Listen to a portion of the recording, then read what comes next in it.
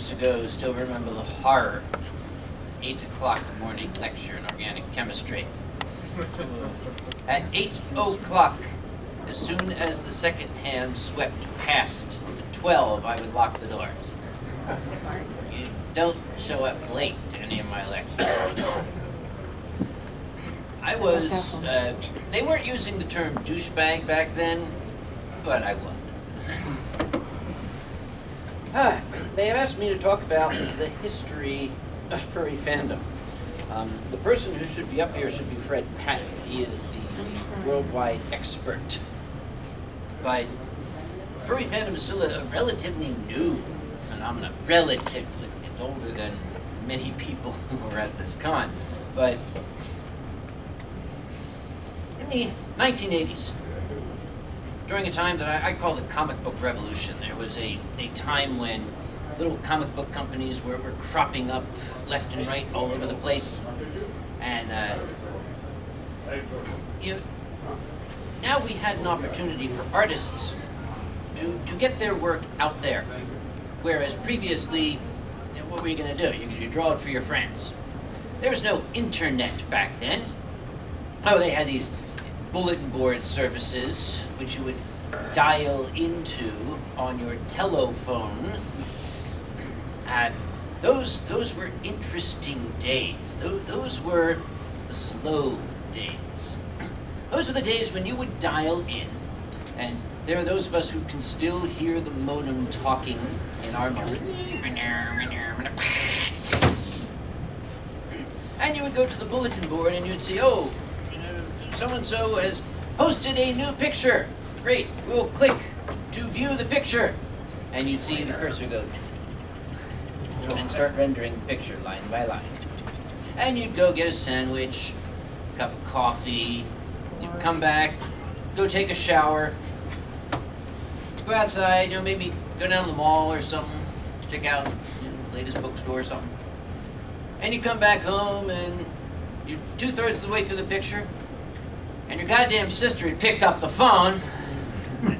Yeah, the old people are going, the young people like, yeah. Anyway, in those days, there were people who liked anthropomorphic animals. We were called cartoon fans back then. There were some artists who drew these things. Typically, they would get together at room parties at science fiction conventions. That was where the imaginative people would go. It was the science fiction cons, the SF cons. And they would have different room parties for different special interest groups. And as the comic book revolution, as I said, took off, the artists who previously would just share their art with their friends actually had the opportunity to put their art out to a larger public. And little titles came out that were all furry. They had names like Omaha the Cat Dancer, Albedo Anthropomorphics, Usagi Yojimbo, and this goofy ass, absolutely ridiculous, what the hell is this? I remember seeing it on the shelf at the comic book store. And I looked at it and said, the fuck is this? Teenage Mutant Ninja Turtles? This ain't going nowhere. Yeah, I had it in my hand and I put it. And people began to take notice, because prior to that, what we call furries, they referred to them as funny animals, based on a 4-color comic from the late 50s, early 60s, I believe. Before these guys came along, furries, as we call them, generally did one of two things. They either chased mice in an endless, fruitless pursuit, or they continually chased ground-dwelling birds only to fall off of cliffs and pick themselves up and dust themselves off and order something from Acme to help. I remember in 1989, some asshole out there saying, boy, I wasn't even born yet. 1989 Worldcon. There was a fan table, and that's what they would do. The big cons would allow fan groups to set up a table just to kind of, hey, we're a fan group, this is what we do, this is what we are. And there was a table for Furry Fandom. And I can recall it was staffed by two fellows who, as developers of a fandom go, these were probably two of the driving forces behind it. John Nunnemacher, if you go back to the old Usenet archive, you'll see his name everywhere, and Stephen Stadnicki. Stephen, shortly thereafter, was one of the people who created a computer-based, text-based reality that they called Furry Muck. It was based off of the burgeoning multi-user dungeons as computers were becoming networked, usually through academic servers. People would do these D&D style games. And I remember those MUDs, they were called, multi-user dungeon. Typically what would happen is you would log into it, it would say create a character. And you would go into the text system here and it would say, okay, you are in a room. There is a paladin here. You are dead. Okay, so make another character. And it would start the same way. You are in a room. There is a fighter here. You are dead. I never really got into them because that was kind of boring after about 23, 24 characters. But they created this thing, this furry muck, to differentiate it from a mud. It was designed to be a social environment, not a, you enter a room, there is a fox, you are dead. They took out the fighting element. While that was being worked on, a couple of fellas in Southern California who ran a rather successful and well-attended furry party at a local science fiction convention got it into their heads that maybe furries should have their own convention. This was toward the late 1980s. It didn't help that in those days there was an interesting attitude among science fiction fans. There was a movement where people would kind of loftily look at you and say, you're not a real science fiction fan, you're not into A, B, C, D. The sword and sorcery people, that's not real science fiction. You're just a media fan, science fiction is books, blah, blah. So they would kind of start to do things like vandalize the signs of the special interest groups. There's a very, very famous incident. Somebody snapped a picture of it. It was mid-1980s, thereabout. At this convention, there was a sign that said, Furry Party, room 1218. And somebody had very, very rudely scrawled on it, skunk fuckers. Only they knew. At these parties, you would usually go in, and it was filled primarily with artists with the black sketchbooks, those hardcover black sketchbooks. And the rooms were typically silent, because the artist is sitting there, all you'd hear would be the scrape of a pencil, all over the place. And then they'd throw it around. So these two fellows decided maybe we need a convention of our own. This one's getting too big, and we got these people here who are sneering at us saying that because we don't put on Spock ears, we're losers. There is nothing in the world more disheartening than to be called a loser by a guy wearing Spock ears. It's very, very hurtful. So they started, it was pretty much a garage party. It was fairly successful. So the next year they moved it to a hotel, and they called it ConFurence. See what they did there, this fur. ConFurence. ConFurence 1 was, and someone will have to correct me, I believe that was 1989 itself. It was the first year that ConFurence 1 ran. I had myself, at that very same year, run into Stephen and John at the fan table at Worldcon. So the birth of ConFurence kind of corresponded with me discovering there was such a thing as furry fandom. Now I will put forth a postulate, which I often postulate. There is no such thing as a person becoming a furry. You are a furry. It's what you are, it's what you do, it's what you like. It's only at some point later in life you discover there's a name for it, and you discover there's other folk out there like you. Now, you folks who are under 25, by which I mean fetuses,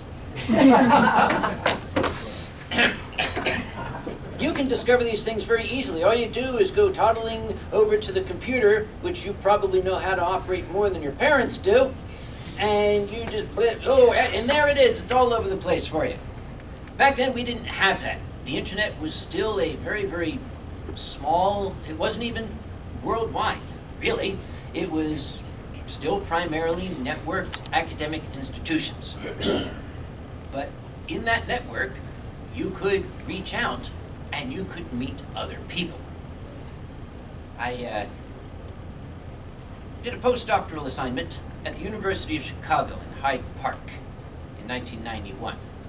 Now, having met these furries and seen the artwork and seen the comics, I was blown away. They had some of the early drawings of Stan Sakai's Usagi Yojimbo. And it captivated me because funny animals didn't have to be funny anymore. You can tell actual stories. You can develop characters.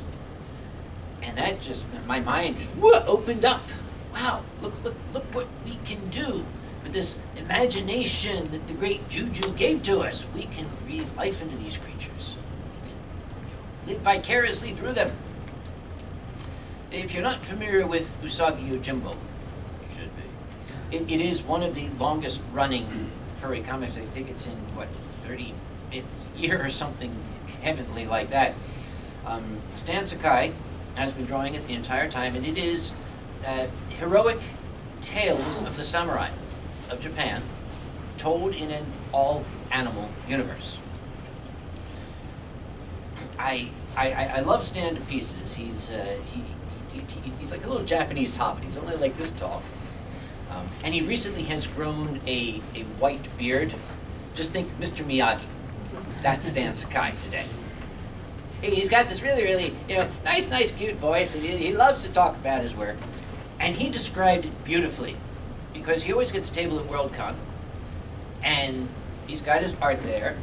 He says, I love it when people see it for the first time. They pick it up, they say, oh, a cute bunny. Oh, he kills people. That's pretty much a Usagi Yojimbo. So in 1991, when I was told about this furry muck, this thing, this phenomenon on the computer, I thought, well, heck, that's for me. Let's look into this. Furry muck for the longest time was where furries gathered. You either went onto the computer or you went to ConFurence in California. That was a little difficult to get to, but we had that virtual world. I went to my first ConFurence in 1992, and it was quite an eye-opening experience, because I actually got to meet these people that I had been talking to on the computer in this virtual world. And that I think is where we had the beginning of the very, very strong and unique sense of community that we have today that cannot be denied. There was a really, really strong sense of belonging to this group. For a number of years, that's what we had for furry conventions. It was ConFurence. In 1995, thereabout, something happened. Now, I see a bunch of red lights on cameras out there, and this is going to wind up on YouTube, and I'm going to start getting hate mail from people. But you came here to hear history. I'll tell you history. A convention in Philadelphia, one of the oldest, if not the oldest, science fiction convention in the world, PhilCon. They were a fairly large convention, and they tried to keep diversity in their dealer's room in those days. They didn't want the dealer's room to be overwhelmed by a particular genre, so they would want to know what kinds of stuff you intended to sell. They had a certain number, they had this whole algorithm, because they were all computer geeks back then. Certain number of book dealers, certain number of media things, and for artists and people dealing in the sub-fan groups, a certain number of Star Trek related, a certain number of Star Wars related, and a certain number of furry related. There is controversy to this day. I used to volunteer for PhilCon, so I had a little bit of an inside view. Apparently, a single individual purchased all 4 of the tables that had been allocated for Furry Fandom, and then proceeded to sublet those to at least 8 or so furry people, half a table each. And PhilCon got word of this and said, "Excuse me, no, you can't do that." The person who had arranged this venture became very irate and started to proclaim that PhilCon was anti-furry. PhilCon hates furries. And furries, we hate PhilCon too. And we're going to set up our own convention in the hotel across the parking lot. And it'll be a sort of screw you PhilCon. It'll be on the same weekend and all that. PhilCon didn't hate furries before that. Afterward. It caused a rather significant rift between Furry Fandom and PhilCon, which was a powerful force in the science fiction community. The following year, that little convention, I think it was at first called Furtasticon, and then they started calling it ConFurence East, which was a little bit of a misnomer. They had nothing to do with ConFurence in Anaheim at the time. They moved it to New Jersey, North Jersey, exit 112 on Parkway. It was, oh boy. All right, it was just outside Newark. Actually, it was in the middle of Newark. It wasn't the best venue. We're just going to leave it at that. It then moved to Ohio, which a lot of people were like, okay, I don't want to go to no freaking Ohio. I got my choice of furry conventions, Ohio or Anaheim. Which am I going to go to? So this ConFurence East Furtasticon, call it what you will, sort of faded away. But the country had gotten its first taste of an East Coast furry convention. These folk in this, what is it, 95% of the population lives within 2 minutes of New York or something like that. You had to go look at your geography texts. We had a lot of population out on this coast who started to think, oh boy, we don't have to fly cross country. So a bunch of fellas who were students at Rensselaer Polytechnic Institute in Albany, New York, set up a little tiny convention there. They called it Albany Anthrocon. And it was billed as an East Coast Furry Convention. Accurate, if not overly imaginative, as the theme for that year. And it was surprisingly successful. I went, and I thought it was actually kind of cute, because I'd been involved in helping run PhilCon as a volunteer for many, many years, so I was familiar with convention operations. And I just look at these guys going, that's adorable. They'll learn.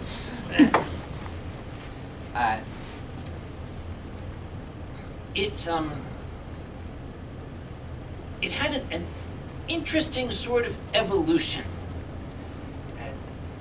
ConFurence was starting to change by this time. The atmosphere at ConFurence was becoming a bit bawdy.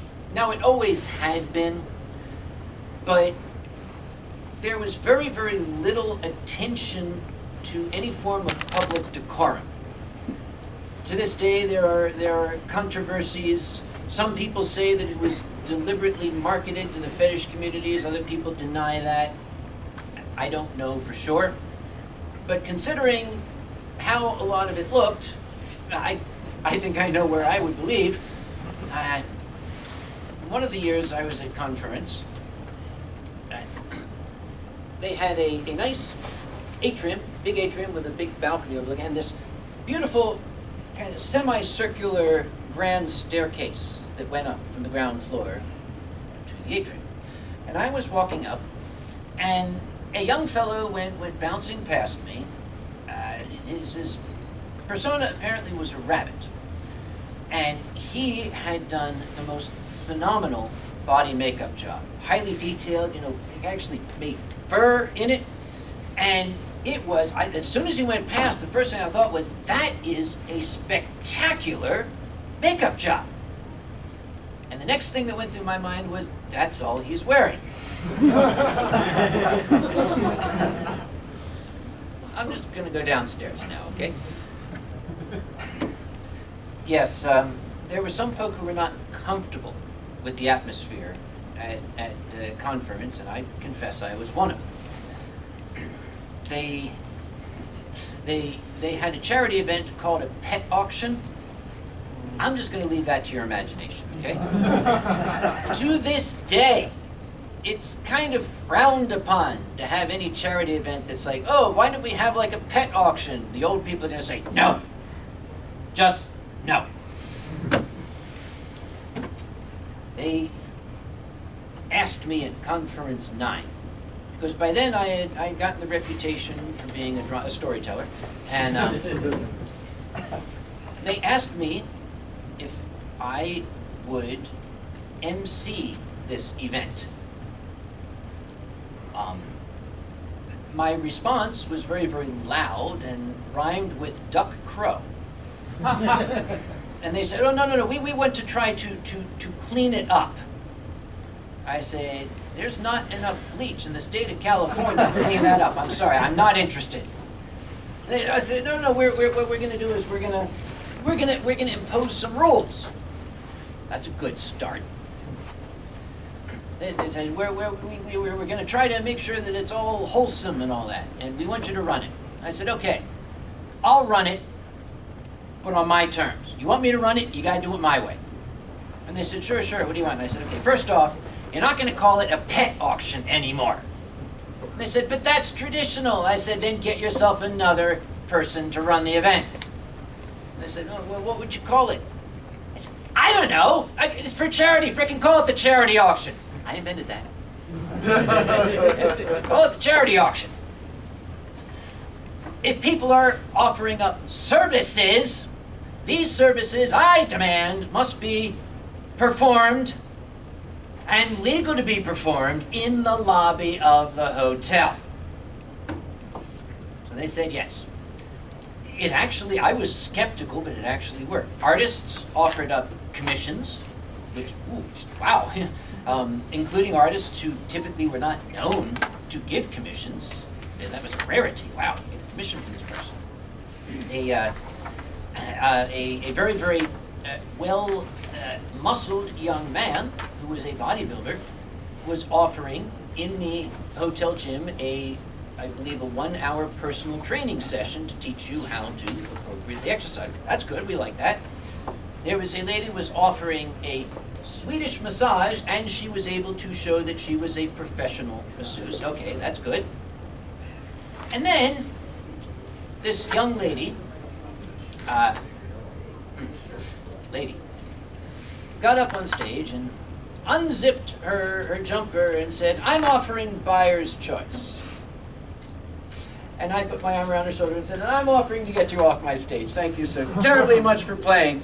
I was humiliated, but I'm a comic. What do? You make a joke out of it. So I grabbed the microphone and I said, we're terribly, terribly sorry about that, ladies and gentlemen. Not sure how that got by. We wouldn't want to upset the Buena Park Police Department, our boys in blue out there protecting and serving us, would we? As soon as I said that, there was a guy in the front row with a cowboy hat and big sunglasses on. He just quietly stood up and walked out. Nobody'd seen him before, nobody's seen him since. I don't know, but I got my suspicions.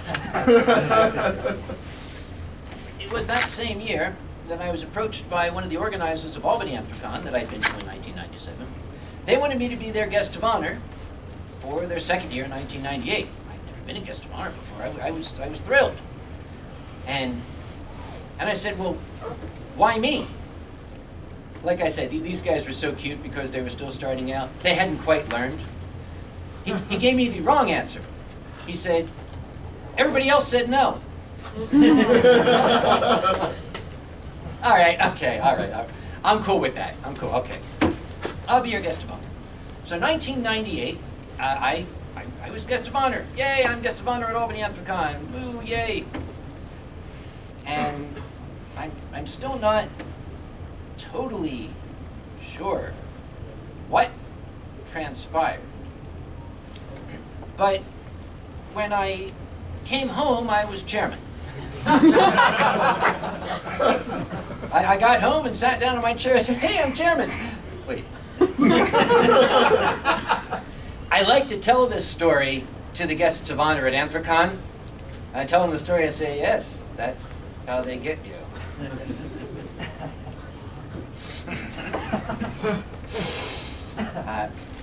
Also around about this time, there was a little gathering of furry fans. Again, the internet was growing. The world was becoming connected, and folks in Europe were discovering that there was this furry fandom. 96, 95 or 96, just about the time Albany Anthrocon was getting off the ground, a gaggle of kids. And I can call them that because I've seen the pictures. They were a gaggle of kids. It was so sweet. They got together and they held the first ConFurence. I think it was in the Netherlands that year, or some god-awful place like that. But they actually did a really, really good job. They are a dedicated crew. Many of you have heard me talk about ConFurence. These folk pour their heart and soul into it. Primarily it's run by Germans, and Germans, they simply do not do anything halfway. I'm not going to say it. Just ask Poland. Okay, I said it. All right. Sorry, too soon. But they were kind of bouncing around Europe. Let's pick a different European nation every year and have our con. Growing. When I became chairman of Albany Anthrocon, I said, okay, number one, it's going to have to move. We're going to have to move it out of Albany. We're going to have to move it to my hometown of Philadelphia. Because, as I said at the time, there is no way in hell I am going to drive 4 hours to chair my own convention. Probably was in the back with this giant shit-eating grin on his face. So, Albany Anthrocon moved to Philadelphia and became Anthrocon. And I will tell you also something that I don't think I've ever told in a history of either Furry Fandom or of Anthrocon panel. No, I'm one guy. I'm going to have a convention down here. There's not really a lot of local furries. There's a couple I can tap. I'm going to need assistance. I'm going to need help. And I thought, maybe I could approach PhilCon to help out. Now, two of the PhilCon convention committee still are very, very, very old and dear friends of mine. So I floated the idea to them, and they said, well, we do have, it's in our charter to offer assistance to smaller conventions that want to start up. You might have a little bit of an uphill battle, but we'll put in a good word for you. I said, okay. So the next time they had a convention committee meeting, I went. I went to it, and I'm, kind of standing in the background, being all polite and deferential. And let's see, oh, yes. Yay! I'll just do this. Don't worry. Please don't stand on the tables. Trust me, I'm a professional. I was standing there, and in the back, when they finally said, okay, any other matters? I said, yes, please. And they said, yes, and I said, I'm Sam Conway. You might have seen me. I've been a volunteer at PhilCon for 20 years now. I would like to ask PhilCon's assistance to start up a furry convention in this town. There was a reaction. There was a reaction. And one guy stood up and said, "You would have to get on your knees and beg us."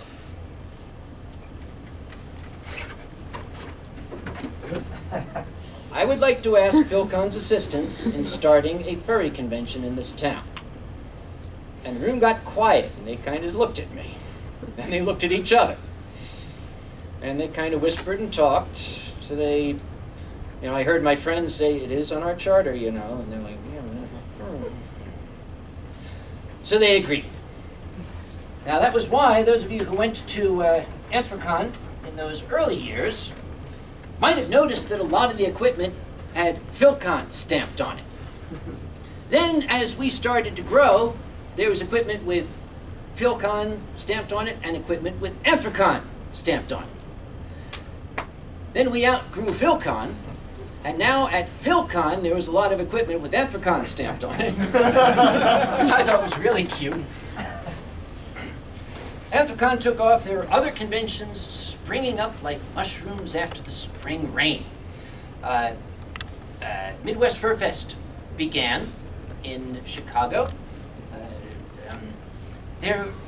They had grown out of a convention called DuckCon, the DuPage County Science Fiction Convention, DuckCon. Now, again, I don't know if I'm going to get in trouble for this, but I calls them like I sees them, okay? There was a really, really big furry presence at DuckCon, and similar to what had happened at other conventions, as they rotated people into their convention committee, they started to say, we don't want these non-science fiction fans. They're not real science fiction fans. We don't want your kind here. So there was pressure on the furries to kind of beat it. You're not really part of our group. So the furries went home sniffling and wiping their eyes, and they got together and said, well, if we can't go to DuckCon, we'll start our own little convention, and we'll call it Midwest Fur Fest. Now, my understanding is that Midwest Fur Fest, that very first year, was a rather surprising and rousing success, whereas DuckCon lost approximately 50% of its attendance. For some reason, the following year, DuckCon asked me to be their guest of honor. I went, and some furries went, but most of them were like, we got our own convention now. They were followed by conventions in places like Atlanta, Northern California. How many are there now? I don't know. I'll go to WikiFur, and then 20 minutes later I'll go again, and there'll be 3 more conventions somewhere.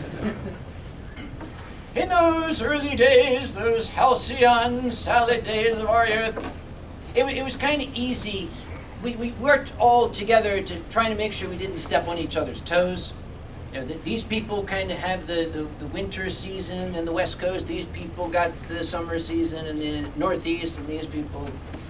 It was easy when there were 6 or 7 of us. Now, you pretty much have a furry convention every weekend, and probably several. That, for the most part, is where we are now. Now there's fluctuation. There are some conventions that came into being and then went away. Conventions will go away for a variety of reasons, which I will not get into on camera. But we are still going strong. I mean, just sounded serious. Just the mere fact that most of the good conventions are seeing significant growth. I think Midwest was something like, holy crap. What did they go up this year? 6,800. Yeah. No, Yeah. And what was it the year before? 4,000 Yeah. something? So they went up by, what, 40, 50%? This other con is going up by, oh my God, percent. This con's going up by, oh my God, percent. And this con's going up by, oh my God, percent. And I'm watching Anthrocon come up thinking, because it's a daunting task being the person at the head of such an unstoppable behemoth as Anthrocon. On the other hand, I try not to play this card. It's not what I am. I try to be a modest guy, but there's a certain amount of fun in knowing that all I have to do is call up the mayor's office and say, I'm not happy. Oh, what would you like? What would you like? We'll make it happen. I don't want this guy to be alive. Oh, we'll take care of that. Don't wait for the tower. That's the one thing they've not been able to provide. Those of you who have been to Anthrocon might notice on either side of 10th Street in front of the convention center are two open parking lots. And for strange reasons, there are escalators on the front of the convention center that run down to the front of the building and stop. Did you ever wonder why? They were going to build 2 additional hotel towers there and expand the Westin. Apparently, they were getting a lot of funding from the state, and that funding vanished kind of unexpectedly, so they didn't have the money for it. I don't let them forget that they promised me those towers were going to be there. You might also have noticed, if you've been to Anthrocon, that when these 2 towers didn't materialize, they still wanted to connect the convention center to the Westin and said, well, we'll just build a sky bridge. So they went to the 2nd floor of the Westin and they started building the sky bridge, and they got all the way across and they realized this doesn't line up with the O. So it kind of ends, and they got 2 World War II surplus elevators and put them in. They're still steam driven. You can hear it hiss when they go up. There's just like a big steam engine down the bottom. That was kind of funny. I was always under the impression that when you're going to undertake a major construction project like that, you do something like hire an architect to tell you, this has to go up or it has to go down a little bit, but they didn't. Where are we going? Up. Anthrocon is adding more hotels. Other conventions are adding more hotels. We're doing our best to keep putting on a good show. And I am very, very hopeful that even if the convention continues to grow at the rate that it is, that we can still continue to put forth the quality that we strive to put forth. And I think I speak for all the chairmen in this business. Why do we do it? We certainly don't do it for the money, because we don't get paid. We certainly don't do it for the enjoyment, because we don't. We do it for you guys. And why do we do it for you guys? Because you guys are worth it. It's what we do. It's what we want to do. I have a little, my little private pipe dream, my little fantasy. When the Powerball gets above $600 million, I buy a ticket. Now, I know, who was it? Was it Jonathan Swift, I think, said you you have an equal chance of winning whether you play or not. But at $600 million, after taxes and fees and all that stuff, there will be a fairly significant amount of money left over. It will be the proper amount of money left over, based on my best calculations. If that happens, I'm going to have it converted into cash, and I'm going to put it in one of those giant old-fashioned steamer trunks. And I'm going to go to a Pittsburgh City Council meeting. And I'm just going to wait quietly in the back, and when they say, any other matters to discuss, I'm just going to say, yes, I'm Sam Conway with Anthrocon. I would like you to build the hotel towers you've been promising me since 2004. And they'll say, well, we'd like to, Dr. Conway, but there simply isn't the funding for it. Make with the building.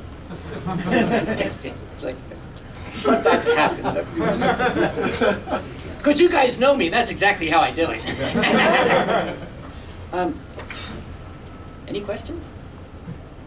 Yes, yes.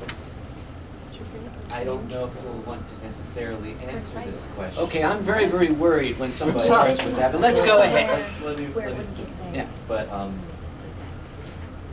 when do you foresee that Anthrocon will outgrow the David Lawrence Convention Center? No. That, okay, I will say, you're right. I don't want to answer the question because I don't want to think about it. That's what I should start. Pittsburgh is the ideal venue. It is an awesome city. The city of Pittsburgh took to furry fandom like nothing ever before. I mean, furry conventions kind of crop up in cities, and the cities are like, that's really cute. You know, I don't know if you guys know it, but we had been Philadelphia based. The city of Pittsburgh lobbied to have Anthrocon relocate from Philadelphia to Pittsburgh. And they lobbied very, very hard. Anthrocon was looking for larger digs because we had outgrown the affordable locations in the city of Philadelphia. The Pennsylvania Convention Center in Philadelphia was the next logical choice, but without going into detail, they were unenthusiastic about having our business. And it was about that time that I got a phone call from Jennifer Basek at Visit Pittsburgh. That's the Pittsburgh Convention and Visitors Bureau. And she said, hi, how would you like to move your convention to Pittsburgh? And my response was very loud and rhymed with duck snow. Because I'm a Pennsylvanian, and specifically I'm a Philadelphian. The last time I had seen Pittsburgh was in 1981. And if you ever saw the movie Flashdance, you'll understand what I'm talking about. It was a steel town. And it was a steel town. And I said, absolutely not. It is out of the question. And she said, why? And I said, well, please don't think me rude, but your town is a festering shithole. it's a smoky door to hell. I might as well have my convention in Mordor, so thank you very much. I was very rude. But despite that, she called the next day and said, we happen to be in town. Why don't you have lunch with us? I thought, we're gonna have a hard sell. I said, you buying? She said, of course. I said, oh, I know this nice expensive steak restaurant. I'll meet you there. So I went at lunch, and they had gotten one of these big round tables that seats 10. And there were 9 people in, and when I walked in, they all stood up, and they're all got their nice suits on, and I'm being introduced all around. Here's somebody from the Westons, somebody from the Omni, somebody from the Doubletree, somebody from the mayor's office, 3 people from Visit Pittsburgh. This guy didn't know who he was, but he looked important. We sat down, and I ordered. And as soon as I ordered, they started hitting me with, oh, well, we're going to offer you, and we're going to give you, and we think you could use this, and this will be fine, and we can provide, and we can do this, and we can give you this, and we can give you that. was like, because prior to this, it was more common for a furry convention to get thrown out of a city than it was for one to be invited in, let alone be begged to come in.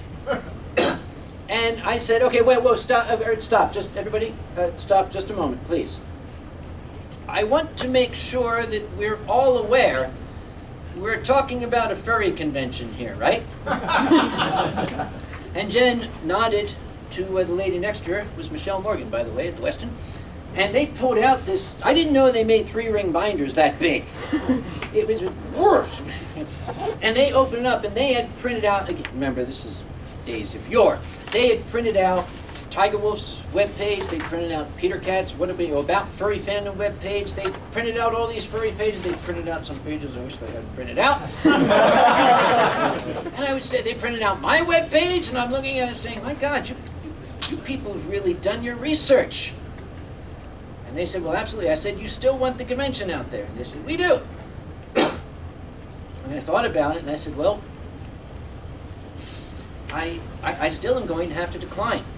My entire volunteer base is here in Philadelphia. The logistical challenge of getting everything out there and having the manpower to put it together, it's just insurmountable. We can't do it.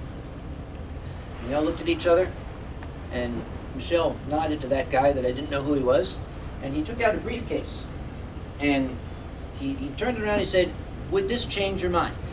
And I looked in, I smelled something like apples, and then I woke up in the West.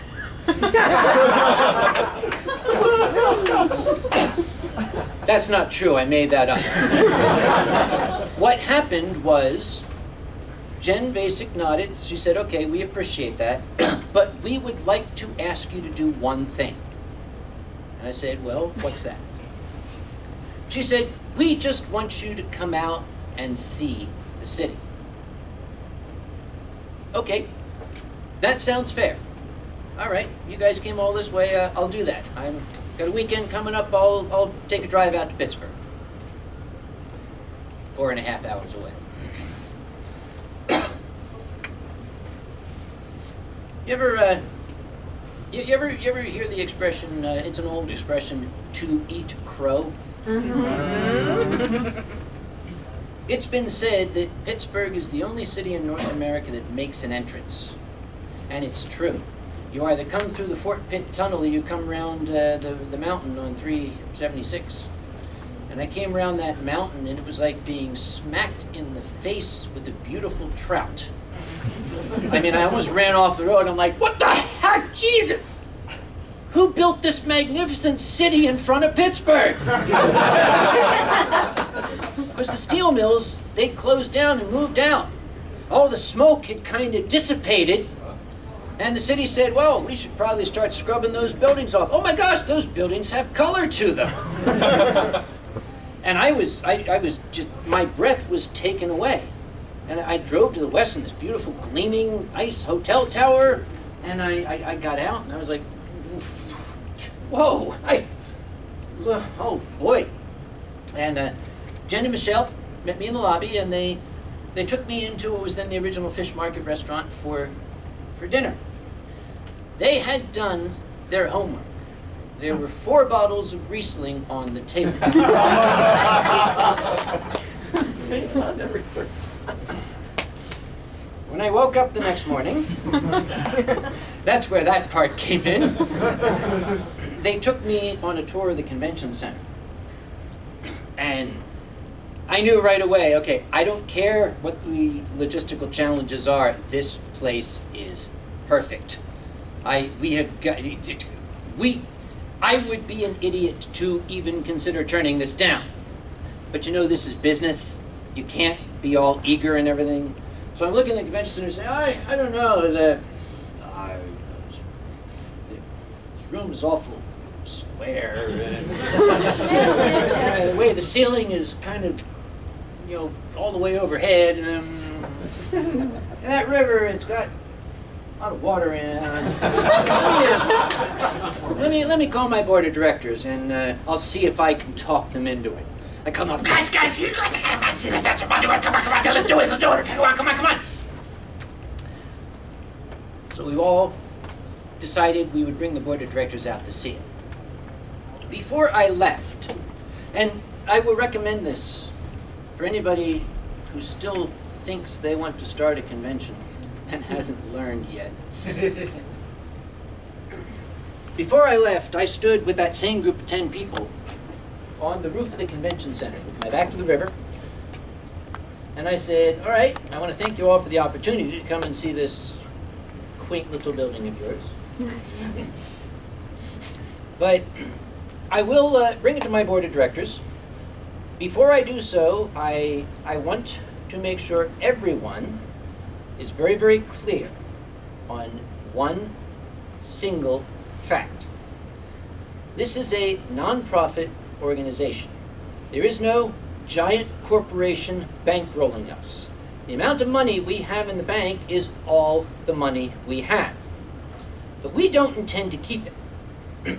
It's gonna stay here. In other words, I would show up here with a giant laundry basket full of money, and I'm gonna give it to you. And if there's still a nickel left in it when I go home, I'm gonna come back the next year with a bigger basket of money, which I will give to you. And if there's still a nickel left in it, I'm gonna come back the next year with a bigger basket. And that's gonna keep happening. But the very first year I have to put my own nickel into that basket, it all ends. Am I understood? And they said yes. That was August of 2004. We have never had a cost overrun. Yay. Because it's the city of Pittsburgh that came up with the phrase, you don't fuck with Uncle Cocky. You got like 10 minutes left. That was a very long answer to your very short question. I could not imagine Anthrocon being anywhere else. We have become so deeply entrenched in the Pittsburgh city scene. We've become a city institution. How could we possibly leave?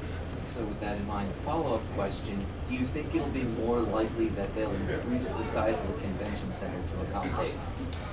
I did a little analysis for them. See, I'm a scientist. It's known that we, Anthrocon, is responsible currently for between $5 and $6 million input into the Pittsburgh economy every year in direct and indirect spending.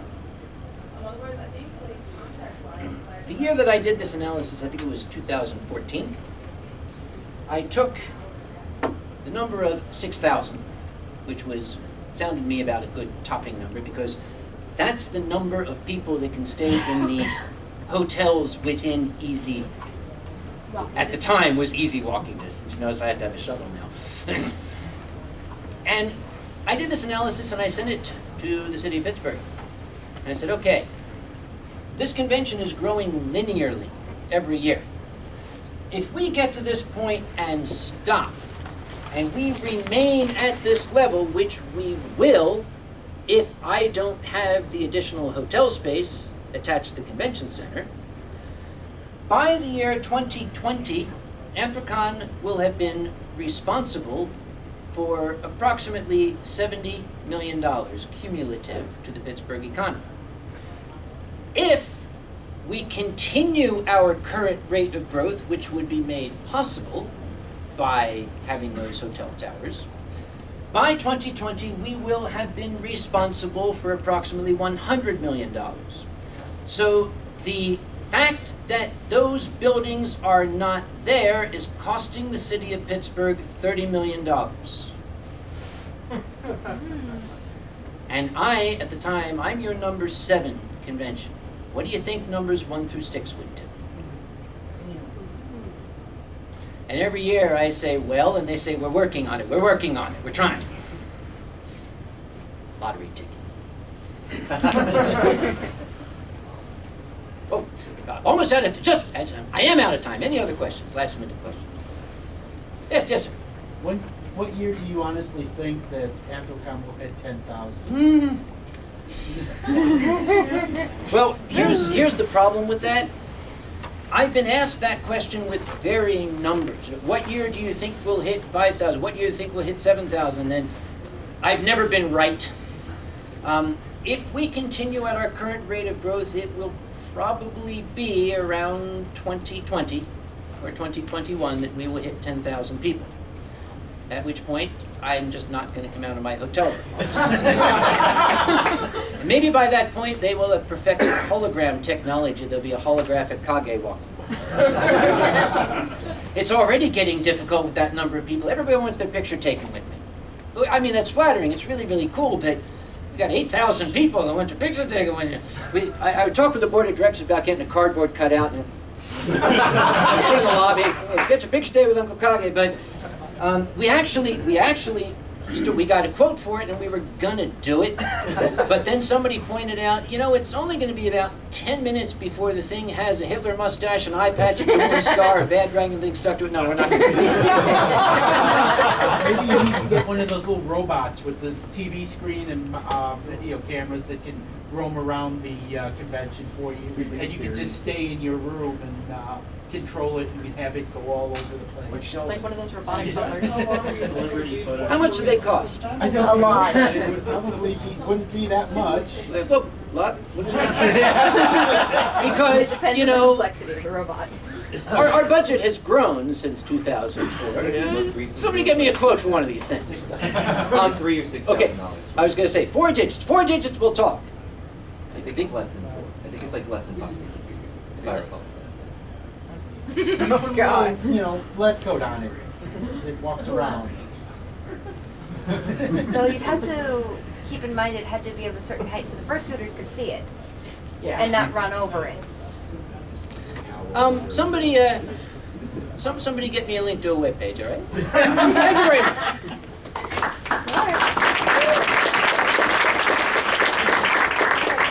So,